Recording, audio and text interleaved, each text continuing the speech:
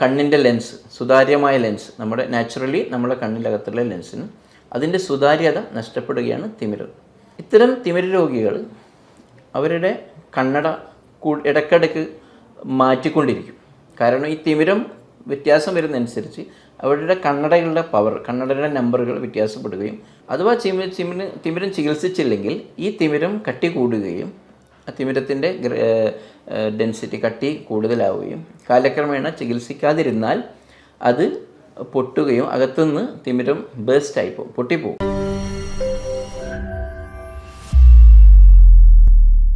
ഞാൻ ഡോക്ടർ റിയാസ് മുഹമ്മദ്, നേത്ര eye hospital, Thamarassery, Kozhikode. ഇന്ന് ഞാൻ നിങ്ങളുടെ കൂടെ ഷെയർ ചെയ്യാൻ പോകുന്നത് തിമിരത്തിനെ കുറിച്ചാണ്. ഈ തിമിരം എന്ന് പറഞ്ഞാൽ നമുക്കെല്ലാം അറിയാം, പ്രായമുള്ളവരിൽ ഉണ്ടാകുന്ന ഒരു അവസ്ഥയാണ് തിമിരം. തിമിരം ചെറിയ പ്രായത്തിലും, അതായത് ജനിക്കുന്ന കുട്ടികൾക്ക് തിമിരം ഉണ്ടാവാം. യങ്സ്റ്റേഴ്സ്, അതായത് ചെറിയ പ്രായത്തിലും തിമിരം, ഡെവലപ്മെൻറ്റൽ കാറ്ററാക്ട് എന്ന് പറയും, അതുണ്ടാവാം.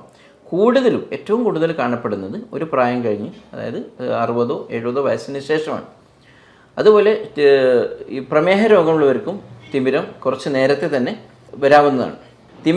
തിമിരം കാരണം ഒരു വ്യക്തിക്ക് സംഭവിക്കുന്നത് അവരുടെ കണ്ണിൻ്റെ ലെൻസ്, സുതാര്യമായ ലെൻസ്, നമ്മുടെ നാച്ചുറലി നമ്മുടെ കണ്ണിനകത്തുള്ള ലെൻസിന് അതിൻ്റെ സുതാര്യത നഷ്ടപ്പെടുകയാണ് സുതാര്യത നഷ്ടപ്പെടുകയും തിമിരം ബാധിക്കുകയും അത് കാരണം അവരുടെ കാഴ്ച ദൂരക്കാഴ്ചയിലുണ്ടാവുന്ന വ്യത്യാസം, അതായത് ദൂരക്കാഴ്ച കുറയുകയും ചെയ്യും. ഈ തിമിരം ബാധിച്ച ആൾക്കാരിൽ അവരുടെ കാഴ്ച ഒരു ഫോഗി വിഷനായിരിക്കും, ഒരു മഞ്ഞിൽ കൂടി കാണുന്നത് പോലെ ആയിരിക്കും അവർക്ക് ഉണ്ടാവുക. അതുപോലെ തന്നെ അവർക്ക് ഹെഡേക്ക് വരാം, തലവേദന വരാം, കാഴ്ച കുറയുമ്പോൾ തലവേദന വരാം. അതുപോലെ തന്നെ അവരുടെ കണ്ണിന് വെള്ളൊലിപ്പും അതുപോലുള്ള സിംറ്റംസൊക്കെ വരാം. ഏറ്റവും പ്രധാനം കാഴ്ചൻ്റെ പ്രശ്നം തന്നെയാണ്. ദൂരേക്കുള്ള വസ്തുക്കളെ ഒരു മഞ്ഞിൽ കൂടി കാണുന്ന പോലുള്ള ഒരു അനുഭവമാണ് തിമിര രോഗികൾക്ക് ഉണ്ടാകുന്നത്. ഇത്തരം തിമിര രോഗികൾ അവരുടെ കണ്ണട ഇടയ്ക്കിടയ്ക്ക് മാറ്റിക്കൊണ്ടിരിക്കും. കാരണം ഈ തിമിരം വ്യത്യാസം വരുന്നതനുസരിച്ച് അവരുടെ കണ്ണടകളുടെ പവർ, കണ്ണടയുടെ നമ്പറുകൾ വ്യത്യാസപ്പെടുകയും കൂടെ കണ്ണട മാറ്റിക്കൊണ്ടിരിക്കുകയും ചെയ്യും. അപ്പോൾ അങ്ങനെയുള്ള രോഗികളെ നമ്മൾ കണ്ടുപിടിച്ച് തിമിരം നിർണ്ണയിക്കുകയും അതുപോലെ തിമിരത്തിന് ചികിത്സിക്കുകയും ചെയ്യണം.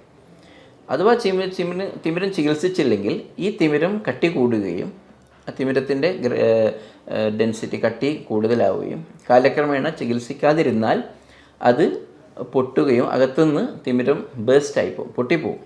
അതുപോലെ തന്നെ കണ്ണിൻ്റെ പ്രഷർ, കണ്ണിൻ്റെ മർദ്ദം ഇത് കാരണം വർദ്ധിക്കാം. അപ്പോൾ അതുപോലത്തെ കോംപ്ലിക്കേഷൻ വരുന്നതിന് മുമ്പ് തന്നെ തിമിരം നമ്മൾ അത് നീക്കം ചെയ്യേണ്ടതാണ് ഏറ്റവും പ്രധാനം. തിമിരം എങ്ങനെയാണ് നമ്മൾ നീക്കം ചെയ്യുക? തിമിരം നീക്കം ചെയ്തിട്ട് എന്താണ് അതിൽ സർജറി, എന്താണ് അതിൻ്റെ ചികിത്സ?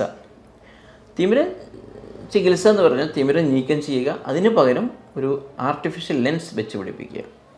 പഴയ കാലങ്ങളിലൊക്കെ തിമിരം നീക്കം ചെയ്താൽ തിരിച്ച് ലെൻസ് വെച്ച് പിടിപ്പിക്കാറില്ല, അതിന് പകരം കട്ടി കൂടിയ, നമുക്കൊക്കെ അറിയാം, നമ്മളെ പഴയ പ്രായമുള്ളവർ വീട്ടിലുണ്ടാവുമെങ്കിൽ അവരുടെ തിമിരം ചെയ്തിട്ട് അവർക്ക് വലിയ കട്ടിയുള്ള കണ്ണടയായിരിക്കും അവർ ധരിക്കുന്നത്.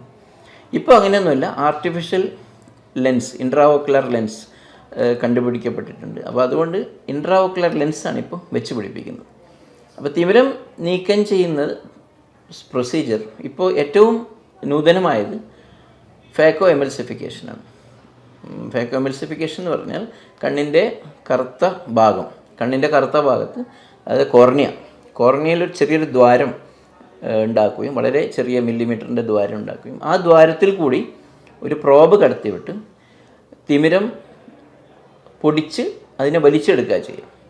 അതിനുശേഷം അതേ ദ്വാരത്തിൽ കൂടി വളരെ സോഫ്റ്റായിട്ടുള്ള നമ്മൾ മടക്കി വെക്കാൻ, അതായത് ഫോൾഡ് ചെയ്യാൻ പറ്റിയ ലെൻസ് അതിലേക്ക് വെച്ച് പിടിപ്പിക്കും, കണ്ണിൻ്റെ അകത്ത് വെച്ച് പിടിപ്പിക്കും. ഇതാണ് ചുരുക്കി പറഞ്ഞാൽ തിമിരത്തിന് ശസ്ത്രക്രിയ. അത് ഒരു തുന്നലോ അതുപോലെ ഒരു ഇഞ്ചക്ഷനോ ബാൻഡേജോ ഒന്നുമില്ല. അത് നമ്മൾ ഇഞ്ചക്ഷൻ വെച്ച് ധരിപ്പിക്കേണ്ട ആവശ്യമില്ല. ഒരു കാരണവശാലും രോഗിക്ക് വേദനയോ കാര്യങ്ങളോ ഒന്നും അറിയില്ല ഈ ഒരു ഫാക്കോ എമൽസിഫിക്കേഷൻ പ്രൊസീജിയർ. ഈ ഫാക്കോ എമൽസിഫിക്കേഷൻ ചെയ്യണമെങ്കിൽ തിമിരം ഒരു നിശ്ചിത അളവ് വരെ ചെയ്യാൻ പറ്റുള്ളൂ. ഒരു നിശ്ചിത അളവ് കടന്നു കഴിഞ്ഞാൽ പിന്നെ ഈ ഒരു പ്രൊസീജിയർ ചെയ്യാൻ പറ്റില്ല. പിന്നെ പഴയ രീതിയിൽ ആണ് തിമിരം ചെയ്യേണ്ടത്. പഴയ രീതിയിൽ എന്ന് പറഞ്ഞാൽ കീറി മുറിച്ചിട്ടുള്ള ഇഞ്ചക്ഷനൊക്കെ ചെയ്ത് ധരിപ്പിച്ച് കീറി മുറിച്ചിട്ടായിരിക്കും തിമിരം ശസ്ത്രക്രിയ ചെയ്യുക. അതേസമയം ഒരു നിശ്ചിത അളവിന് നേരത്തെ ചെയ്യുകയാണെങ്കിൽ, നമ്മൾ ഏർലി സ്റ്റേജിൽ ചെയ്യുകയാണെങ്കിൽ ഫാക്കോ എമൽസിഫിക്കേഷൻ ഏറ്റവും ഫലപ്രദമായിരിക്കും. കാരണം അവർക്കൊരു വേദനയുമില്ല. ചെറിയൊരു പ്രൊസീജിയർ ടൈമേ ഇതിനുള്ളൂ. 10-15 മിനിറ്റുള്ള പ്രൊസീജിയർ ടൈമിലൂടെ നമുക്ക് അത് തിമിരം മാറ്റിയെടുക്കാൻ പറ്റും. തിമിരത്തിന് മാറ്റിയെടുക്കുമ്പോൾ ഉപയോഗിക്കുന്ന ലെൻസുകളെ കുറിച്ച് പറയാം. അത് 2 രീതിയിലാണ്. ഒന്ന് യൂണിഫോക്കൽ ലെൻസ് ഉണ്ട്, ഒന്ന് മൾട്ടിഫോക്കൽ ലെൻസ്, പിന്നെ ട്രൈഫോക്കൽ ലെൻസ്.